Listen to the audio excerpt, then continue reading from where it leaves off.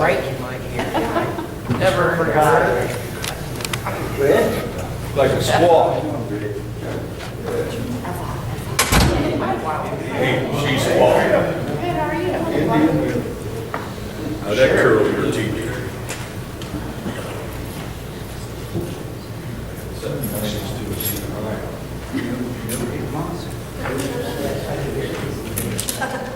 Any announcements before we begin this evening?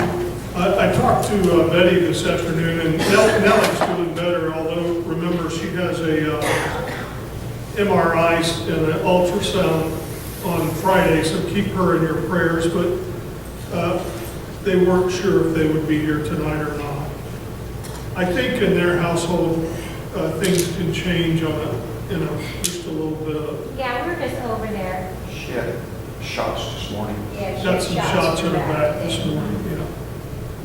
Any other announcements that we need to Tim? I know who drew that for you. You'd be better. I'm just gonna say that the boot was a Western boot.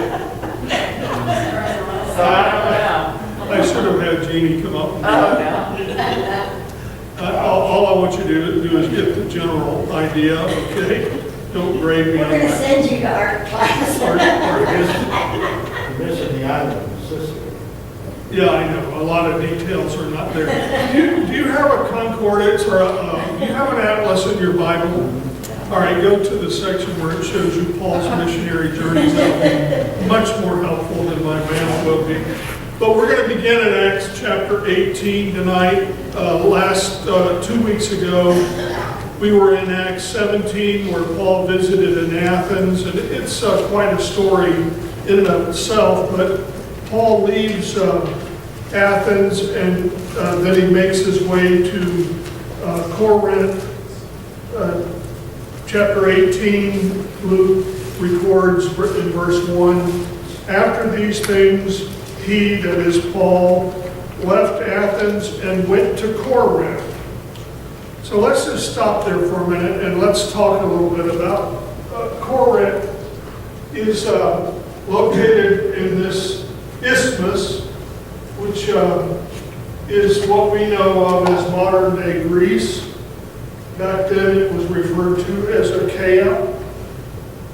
And he had just come from Athens, which is just a little bit to the east of Corinth. And Athens was not it's maybe the center of philosophy and intellectualism in the world of that day. Actually, it was on the decline at that point from its heyday. But Corinth was the capital of Achaia, not Athens. You would normally think, well, Athens. I think nowadays Athens is the capital of Greece. And Corinth was huge compared to Athens. I think I threw out some figures that I had studied where the population of Athens was about 10,000, but the population of Corinth has skyrocketed compared to that. It was about 750,000. So to give you an example, I mean, that's a whopper of a city back in those days. That would be 15 times the size of Warren. If our population is 50,000, it might have even dropped below that. So 750,000, and it is a centerpiece of commerce and trade. And part of it is because of its location, there came to be a canal that was dug that would allow you could actually cut off 200 miles from your trip by just scooting through here. And Corinth then had bodies of water that led up into here and also right onto this side. So it had two seaports, if you could imagine that. One on the east, Cenchrea, and then another one on the left, Lyceum, or however you pronounce it. I'm not sure how it's pronounced. So it was a hub of commerce and trade. Someone has said, I think it was William Barclay who said that Corinth was the Vanity Fair of the Roman Empire. Now, does that mean anything to you folks at all? What in the world is Vanity Fair? Are we going to have Stephen bail us out on this one? Do you even know, Stephen? I have an idea. John Bunyan wrote Pilgrim's Progress, and one of the journeys that Christian took, he came to a place called Vanity Fair. It was full of all manner of vanity, and it was like Corinth in that there was every kind of wickedness on the streets that you could imagine, and they had a continual fair going on. So he referred to it as a Vanity Fair. So commerce, or Corinth was, to say it was a bustling city, it was a city that took, it had great pride, and it was full of immorality. You would think, well, from a Christian point of view, those two don't go together at all, but this is the Roman Empire. This was the location of the Isthmus Games, which were kind of like the Olympics, probably the precursor to the Olympics, and they hosted them every 2 years. So there was a lot going on there that made them really swell with pride. A huge town, a bustling commerce, a crossroads going everywhere, from here to Asia, to Rome, Spain. Everything seemed to flow through Corinth. And as is often the case when you get a big city that's, I don't know how to quite compare this to, you've heard me make the parallel to Pensacola. Pensacola is a bay port. It's also home to the Pensacola Naval Air Station, and along with that, hundreds, thousands of soldiers, and all of that coupled together, longshore workers, coupled with sailors. It had mixed a brew of men looking for entertainment and fun. So it was kind of a spawning ground for sexual immorality. And in fact, and I'm not making this up, the word, a variation of the word Corinth came to be the word that was used to describe a harlot.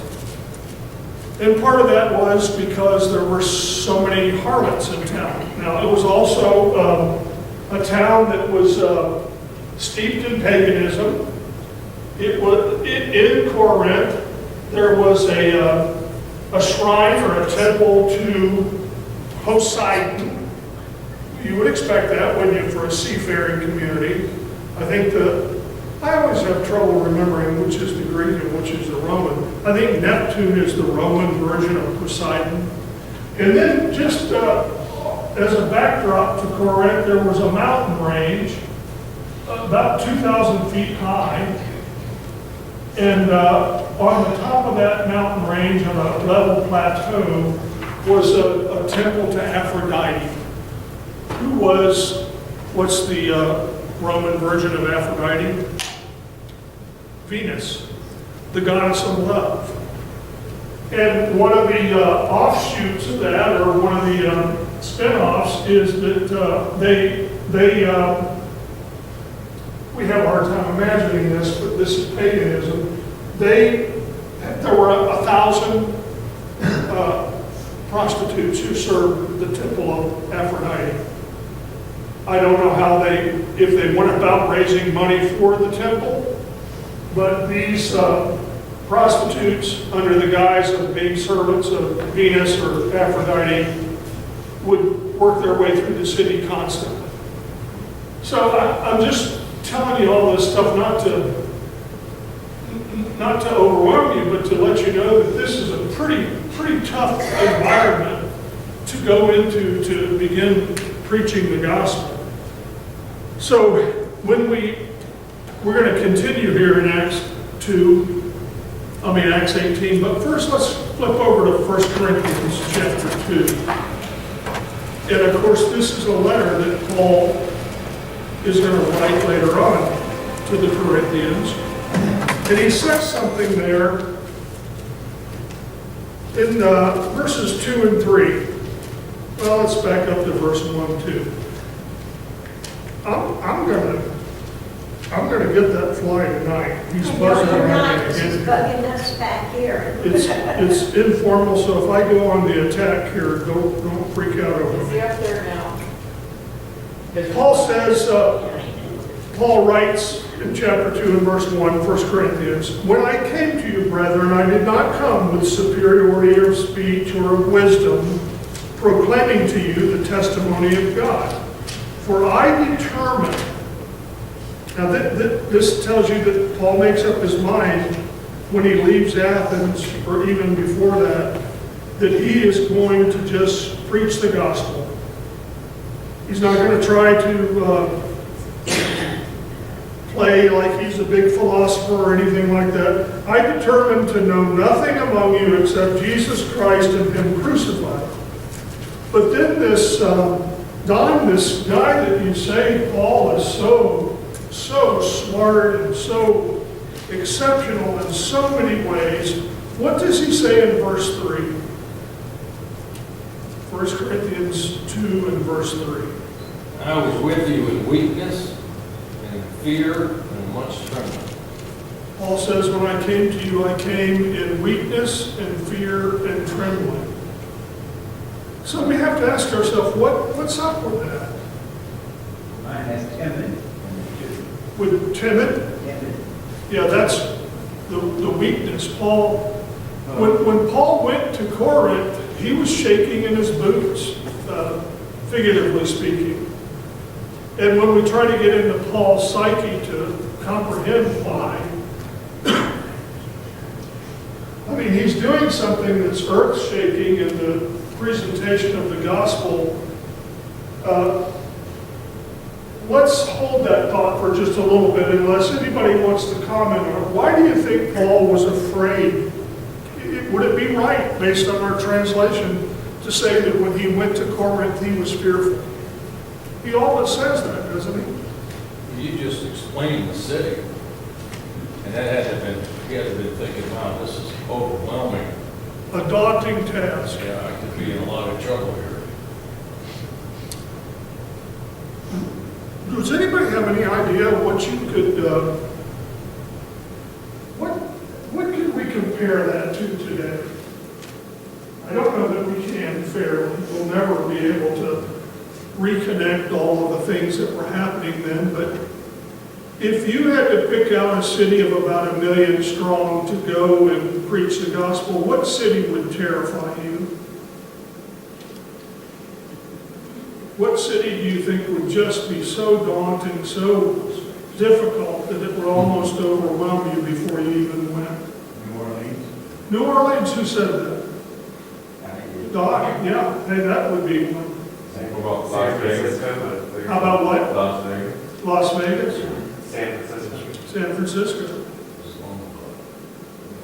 Well, perhaps a whole lot more, and we might be a little bit sheltered in everything we've named there is in the U.S. And we're really not going to run into a whole host of people that believe in foreign deities, although we better backtrack on that. All of those cities have their own populations that are quite cosmopolitan, but we're talking about a city here where serving the God of Israel is you're in a small minority. Go to Tehran. Yeah, something like that, Baghdad or Tehran or someplace in India or China or... So we could speculate as to why Paul is overwhelmed, but maybe we could connect his comments about, I didn't come to you with sophistication of speech. This is what he's dealing with. A city that is so proud of itself and a city that is just full with immorality. All right, so let's pick up back in Acts chapter 18 and verse 2. He found a certain Jew named Aquila, a native of Pontus. Pontus would be up here somewhere.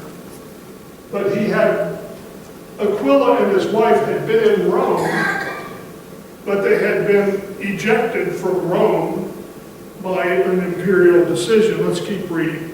He found a certain Jew named Aquila, a native of Pontus, having recently come from Italy with his wife Priscilla, because Claudius had commanded all of the Jews to leave Rome. He came to them. Paul came to Priscilla and Aquila. And because he was of the same trade, he stayed with them, and they were working together. For by trade they were tent makers. What do you mean by a tent maker? Hannah, are you listening to me here?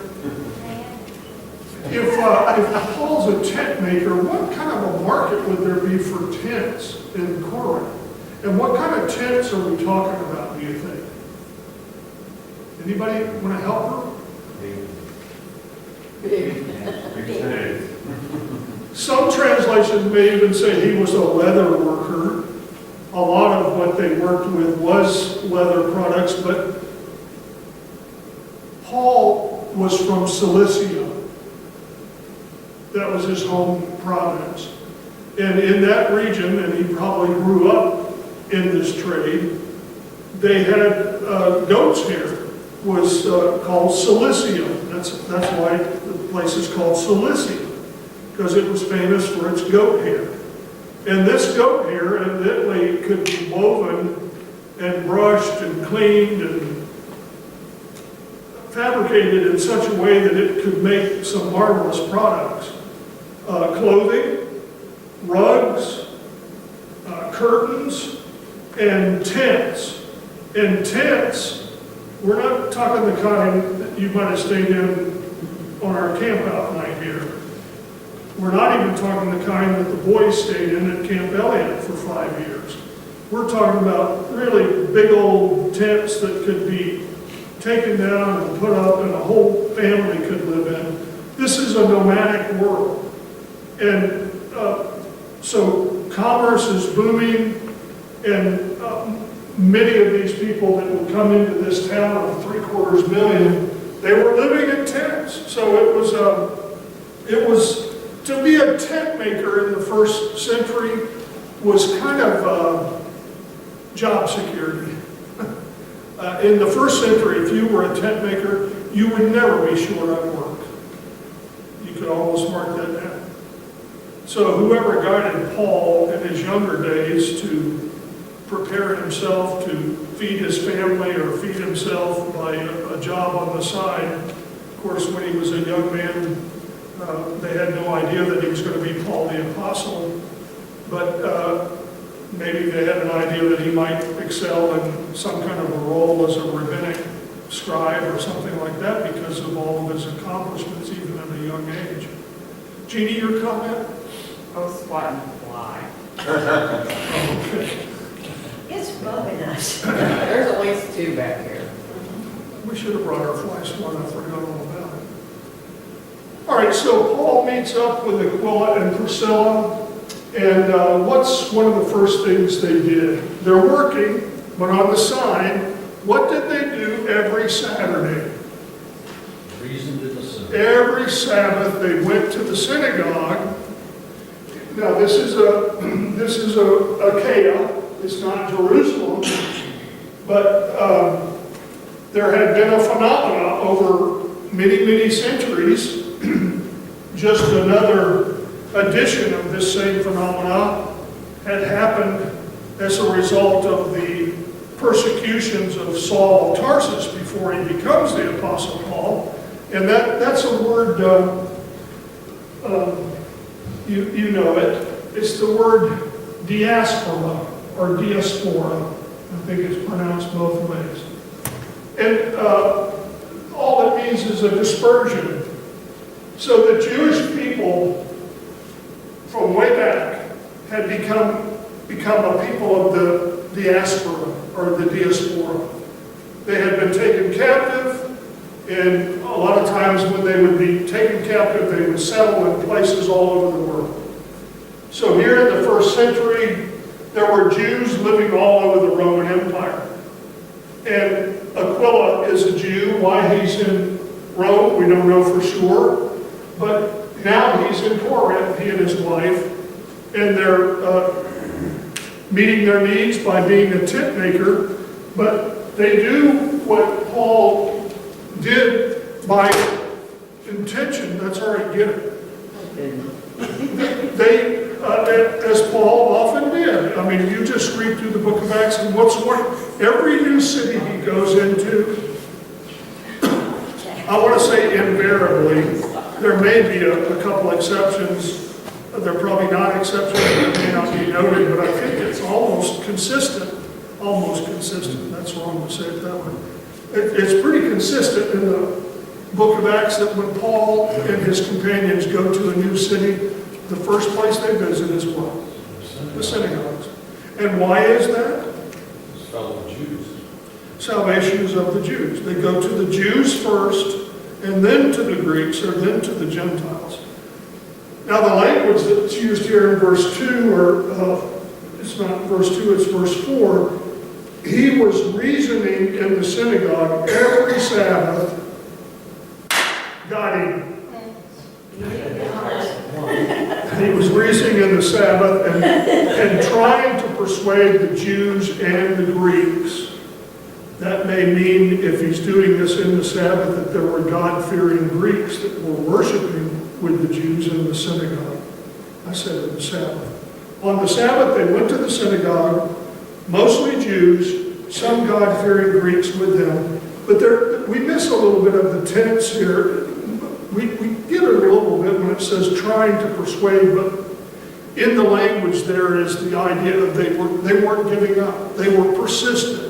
They would not relent in going to the Sabbath and trying to persuade, Sabbath after Sabbath, those who were Jews and Greeks. And it's not just a bending of their arms, this is persuasion that's grounded in Paul's belief that Jesus is the Messiah. And he's using Old Testament scriptures to show that even a crucified Messiah could be the answer that we've been looking for. He now sees the light. He didn't see it before. But now he has bought into Jesus as the Messiah, rightly so. And so everywhere he goes, he is bent on trying to persuade others to join with Jesus. All right, let's see, verse 5. We're going to finish this tonight. All we have to do is get to verse 17. But if we have to keep stopping and killing flies, it could take a little longer. When Silas and Timothy came down from Macedonia, Macedonia is up in here. When they came down, Silas and Timothy, Paul began devoting himself completely to the Word, solemnly testifying to the Jews that Jesus was the Christ, or the Messiah.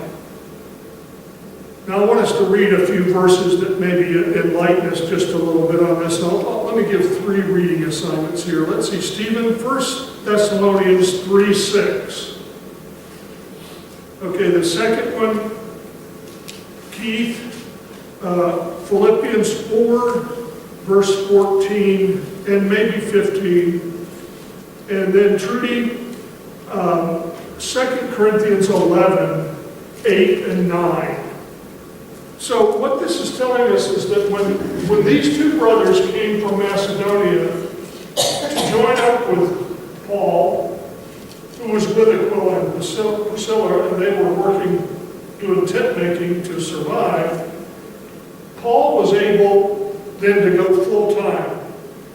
The way it says it here is he was able to devote himself completely to the Word. Why was that? Was it that Timothy and Silas would start making tents, and Paul could eat off of their table?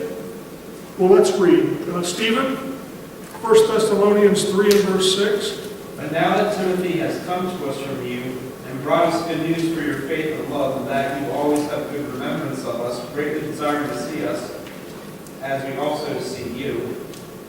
Okay. Yeah, read one more. Therefore, brethren, in all our affliction and distress, we were comforted concerning you by your faith. Okay. Let's read the next one. Keith, Philippians chapter 4 and chapter 4 and verse 14, and let me see if I want 15 too. Let me get there real quick. Philippians 4 and verse 15. I think 15 will do it. Read 16 too. Hold your head up and read loud. Nevertheless, you have done well that you shared in my distress.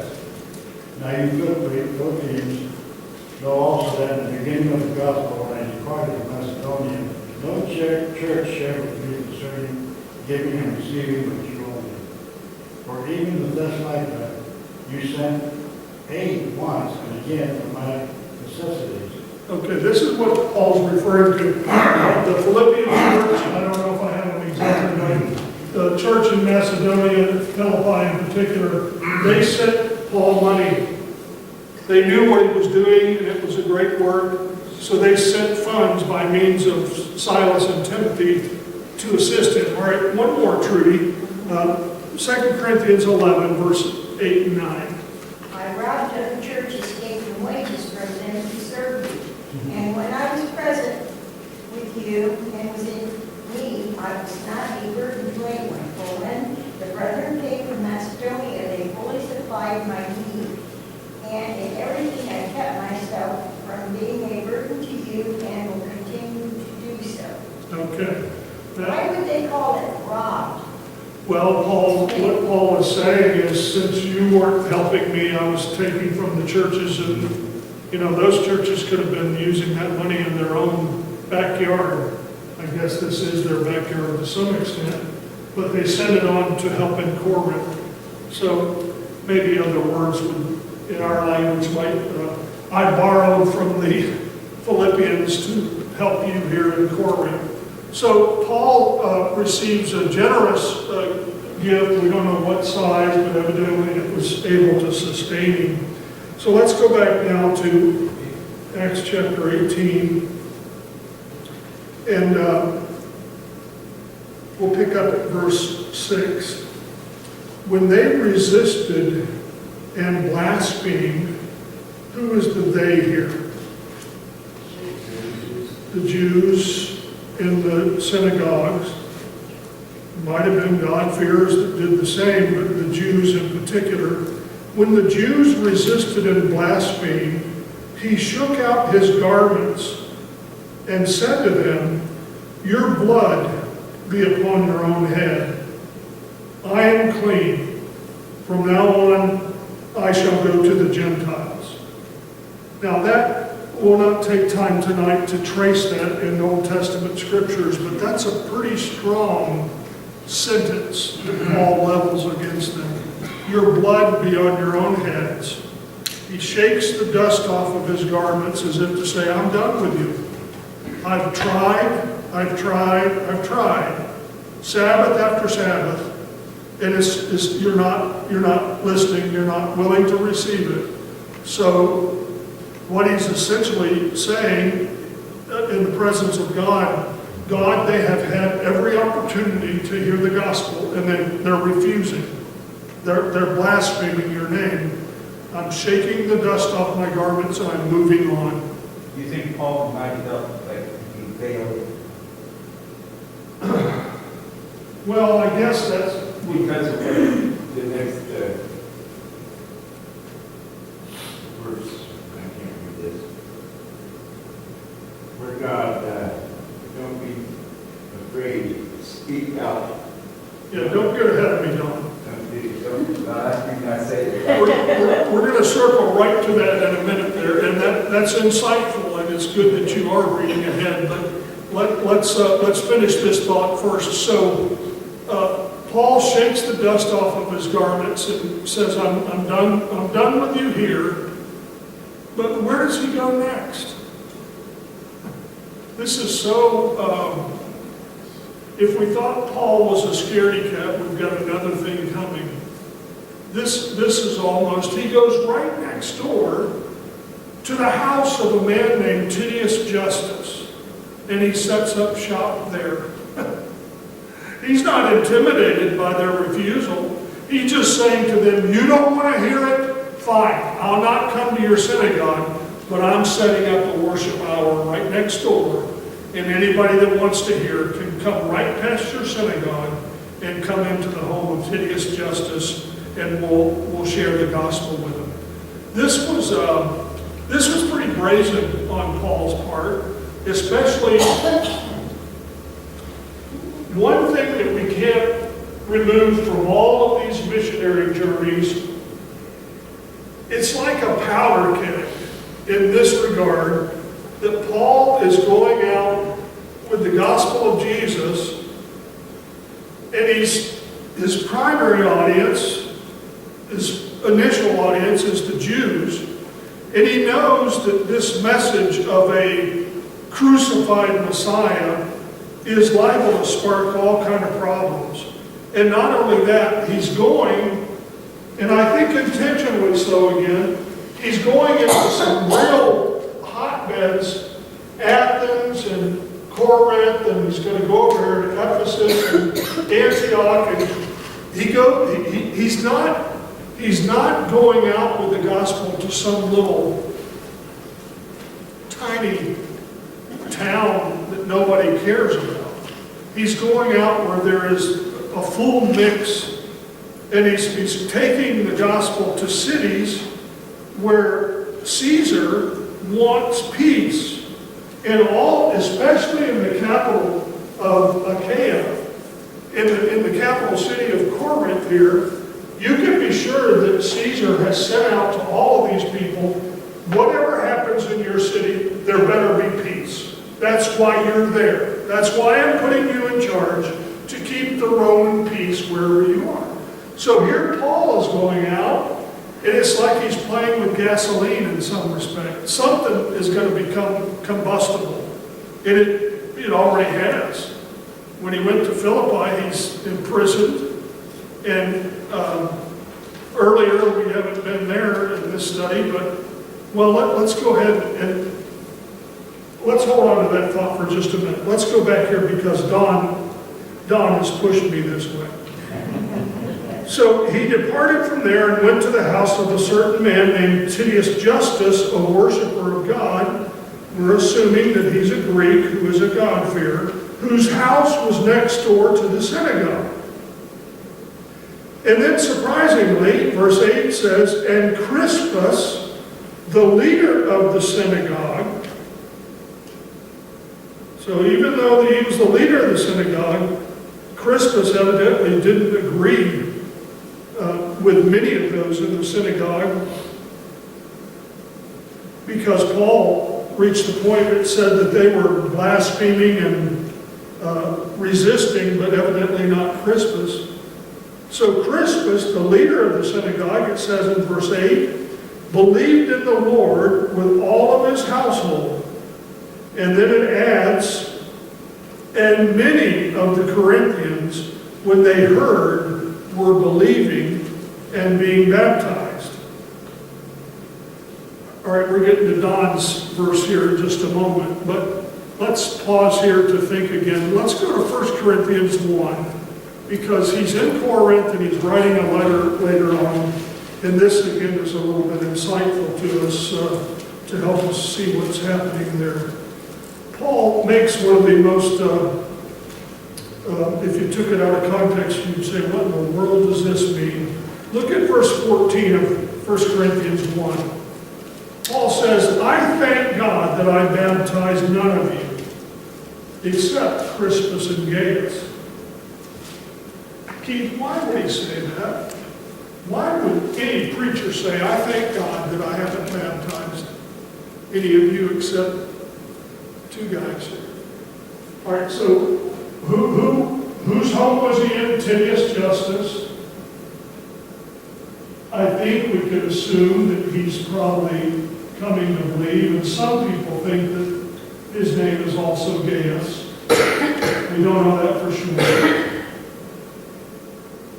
Is that how you spell Gaius? How does it spell Gaius in 1 Corinthians? G-A-I-U-S? Yeah, I thought it didn't look right. And Crispus, we know already that he and his household. And then Paul, what does he say next in that Corinthian passage?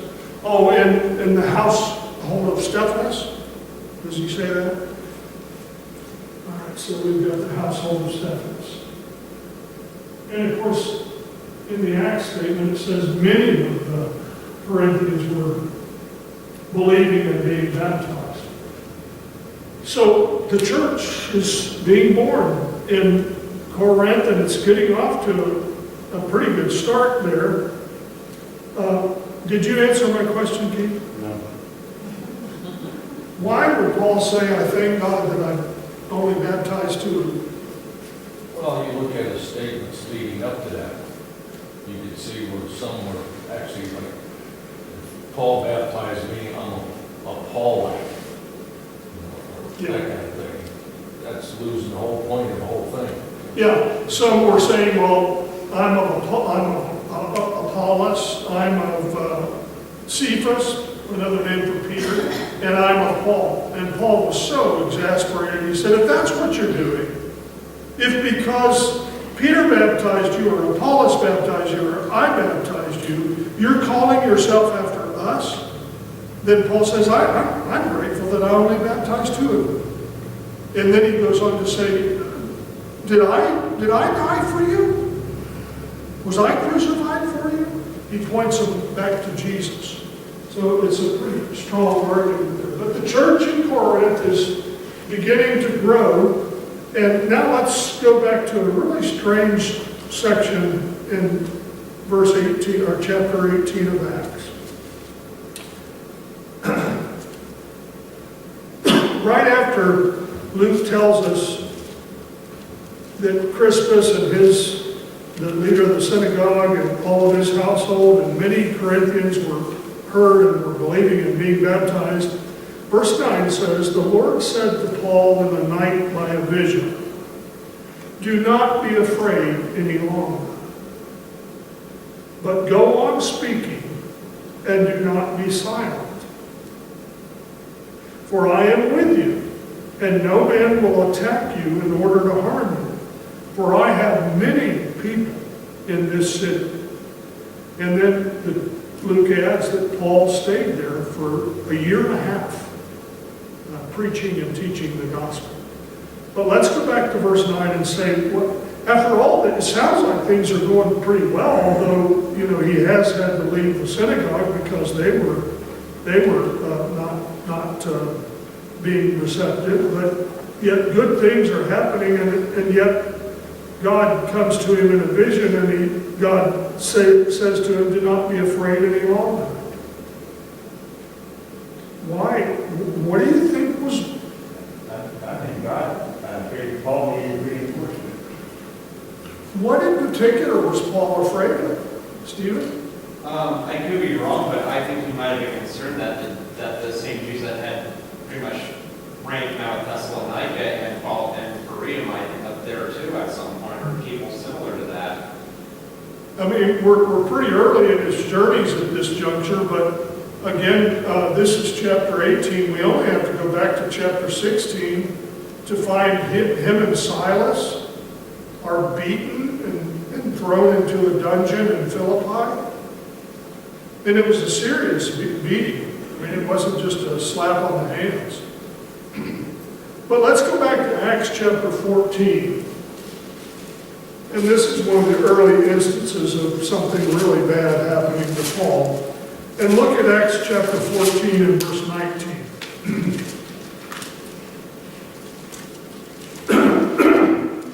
When Jews came from Antioch and Iconium, and having won over the multitudes, they stoned Paul and dragged him out of the city, supposing or thinking that he was dead. Now read that however you want to read it. Maybe Paul was knocked out early on with a stone, and that proved to be his salvation in the sense that maybe they thought he was already dead and quit the stoning. But they supposed he was dead, that he had been stoned to death. So my question, Keith, I guess is, why wouldn't you be a little gun shy when you're going into the lion's den? If that happens in a place like, I think it was Lystra, now you're going into Cortland, and so God comes to him in a vision and says, don't be afraid. And so evidently, even the great Apostle Paul, who we think was so strong and so loyal and so relentless, and what other words you want to use to describe him, he's just a giant in our mind, but he's human. And he's coming off of being stoned to death. They thought he died. Maybe God brought him back from the dead. Who knows? Maybe he didn't really die. And he's coming off of being stoned and then going to Philippi and getting beaten probably within an inch of his life and being spread eagle in a dungeon. So, yeah, I guess he would be afraid. Who wouldn't be under those conditions? One more episode in this and then we'll wrap. And then we're going to all go after these extra flies. And I missed it. The story concludes with, after it says that he settled there for a year and 6 months, verse 12, and a few verses. But while Gallio, this story is just filled with one character after another. While Gallio was proconsul of Achaia, the Jews used the Romans so bad. And they were big crybabies about it. Anytime things weren't going the way of the Jews, they tattletale. They go to the Roman leaders and say, hey, somebody's bothering us. And if you don't want us to get upset, you better deal with it. So Gallio was the proconsul of Greece or Achaia, and the Jews with one accord rose up against Paul and brought him before the judgment seat, saying, this man persuades men to worship God contrary to the law. It's not true, but they understood it to be. But when Paul was about to open his mouth, Gallio said to the Jews, if it were a matter of wrong or of vicious crime, O Jews, it would be reasonable for me to put up with you. But if there are questions about words and names and your own law, look to it yourself. Don't bother me with this conflict. I am unwilling to be a judge in these matters. You can just see the Jews becoming indignant and heading back to their house and saying, well, we're going to write Caesar about this, I'll tell you that. So, verse 16, he drove them, not he, Gallio himself, but he had his soldiers or servants. They drove them away from the judgment seat. But the Jews, it says in verse 17, they took hold of Sosthenes. Crispus was the leader of the synagogue, but he came to believe. So evidently Sosthenes is the new leader. And they took hold of him and they began beating him in front of the judgment seat. Why do you think that happened? I don't know. I'm clueless on it, except that I think two possibilities here. Either Sosthenes was leaning towards believing himself, Or maybe it was Sosthenes who came up with this harebrained idea, let's take Paul before Gallio and he'll punish him. And then it didn't happen that way, so they took out their anger on Sosthenes. Does anyone have all the Greeks instead of all the Jews in verse 17? It's just my translation. Verse 17, he took hold of Sosthenes, the leader of the synagogue, and began beating him in front of the judgment seat. And Gallio was not concerned about any of these things. That's all mine says. What mine is all the Greeks took Sosthenes, not all the Jews took them. Mine is all the Greeks. All the Greeks took hold of Sosthenes. Okay, well, that would make better sense, in my opinion. Mine doesn't say that, and it doesn't have a footnote about it.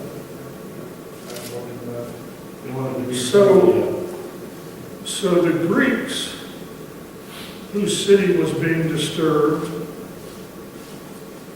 and they were upset that the Jews were trying to cause trouble with this guy Paul, not that they were sympathizing with Paul, maybe they just didn't like the chaos in their city.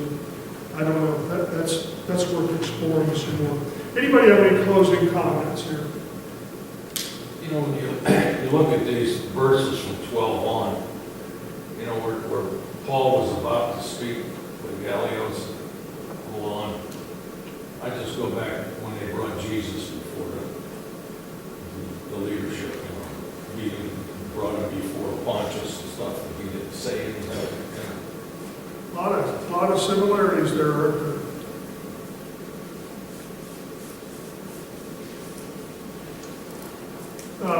I'm trying to work on a sermon for Sunday. I don't know.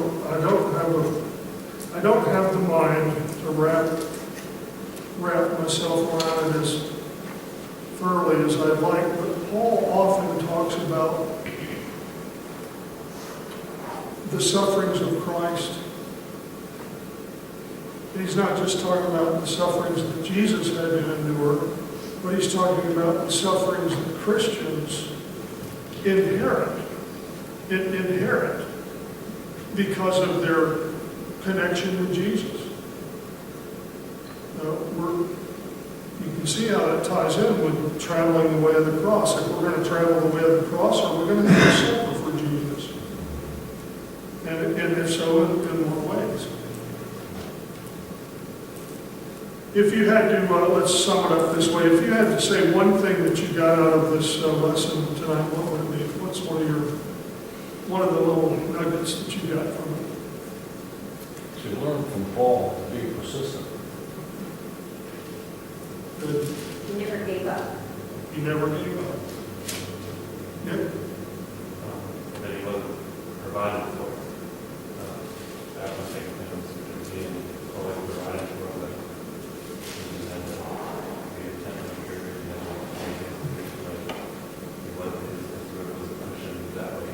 Yep. And to get his hands dirty, get food on the table if he needed to. Well, even when Paul, before Jesus came to Paul, and Paul was criticizing Jesus, and I think God knows that Paul had perfect parents before him. He never gave up to Paul, even then, at that time. I think that's why God took him. Okay. Rob? He was facing a great opposition or a big task, but yet still willing to take it on. Jeannie? It isn't really courage if there's nothing to be afraid of.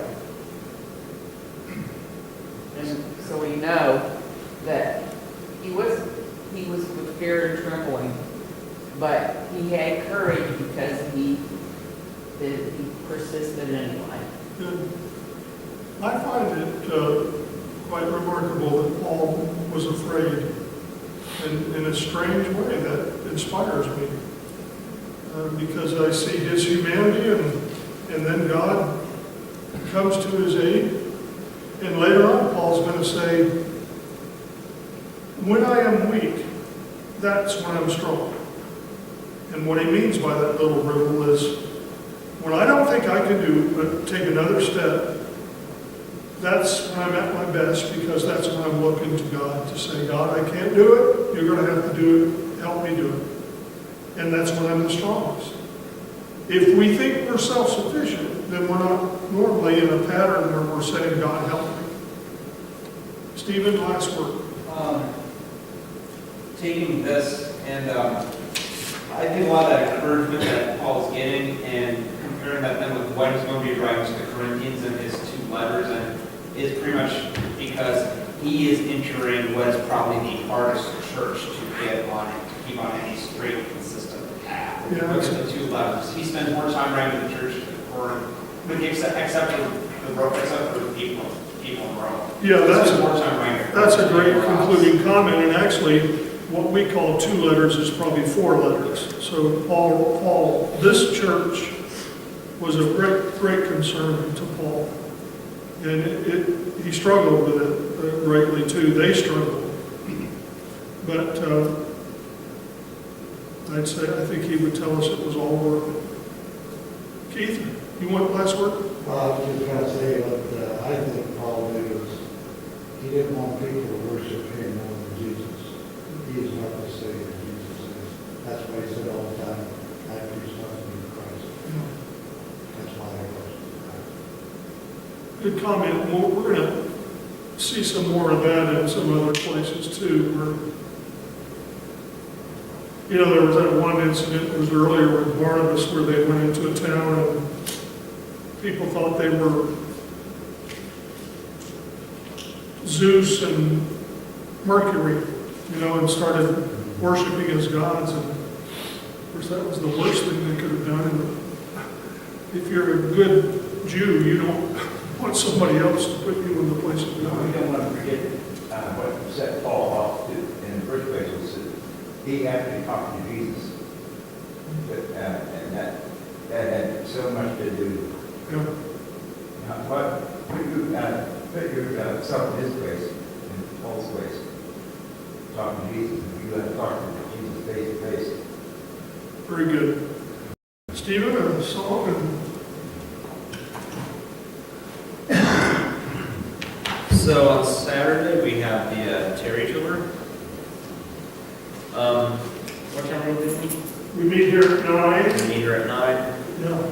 Okay, sign-up sheet's back there in case you haven't signed Actually, I up. would have to sign up with me, Oh, so. never mind. I've Sign-up got to sheet is call no in longer back there. lunch reservation, so if anybody, if you're not on the sheet, you want to be, let me know.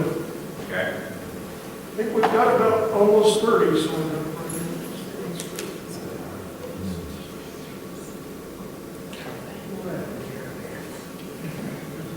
Who's going to get lunch first? Regular Sunday morning and a regular Sunday night this Sunday.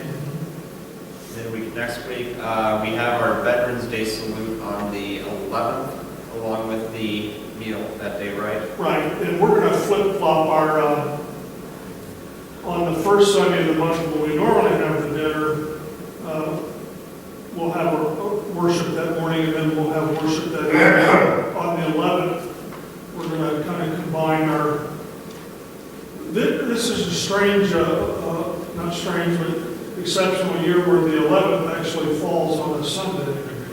So if you're, if you know about Veterans Day, it's supposed to stop on the 11th hour, on the 11th day of the 11th month. So we're going to have a little special something that morning to salute our vets, and then we want to dine with them. So we'll have a little change here, just follow your newsletter on that. If you didn't catch that, we're breaking tradition. We're having Sunday night on the first Sunday of the month. So But we will not have it on the we second. will not have it on the second. Okay. Just to keep you. Plans are still being made, I think, for Thanksgiving, so, or what may or may not be it, so we'll talk about that later on. We'll talk about that this Sunday night. Okay. Stephen and I have been kind of exploring some ideas, and the elders seem to be good with it, and we'll tell you about that, an idea for that. The other thing is, Vic just told me tonight, we'll have that on the calendar for next month, but the men's breakfast is being rescheduled for the Saturday morning, the 17th of November. Okay. And Hannah was in the paper. Yes, Hannah was in the newspaper here. And you can look on the bulletin board. Would you mind autographing our paper up there, Hannah? We'll let you have it Sunday after church, where everybody can see it now.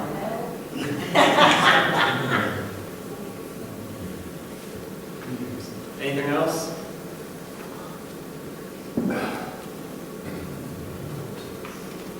Okay, number 410, number 410.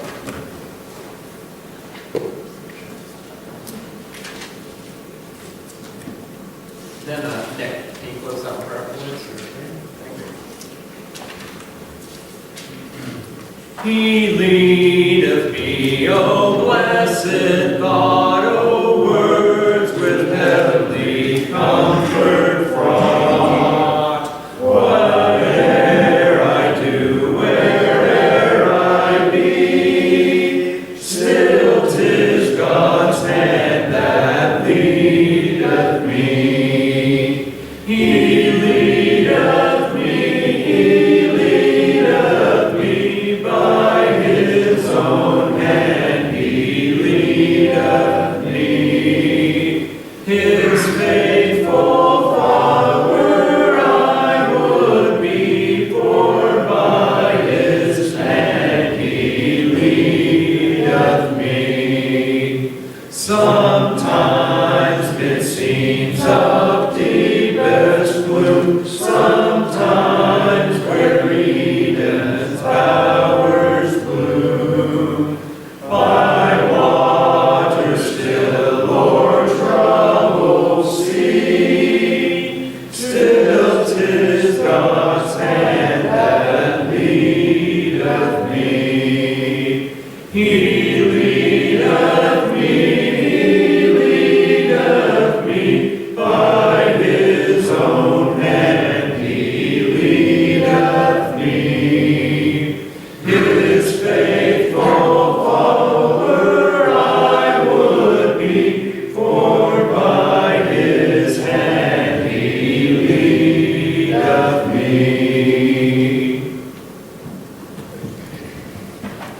Dear Lord, we thank you for blessings of this day. We thank you for giving us a place to come to and learn more about you, and we will worship and sing about you. Lord, we pray that you'll be with all of those through these upcoming holidays, that the folks will be able to be on you, that will be on loving family, loving each other, that people will be strengthened and inspired to put you first. Lord, I pray that you be with all of those serving in the military and all over the world. Lord, I pray that they will turn to you, watch over the leaders of all the world, and guide them, that they might bring us peace and joy, and put you first. In the name we pray. We did forget to announce women's Bible class tomorrow night. Right, that's right. 6:15, and Friends of Grace Saturday. Right, no. No, next Saturday. So November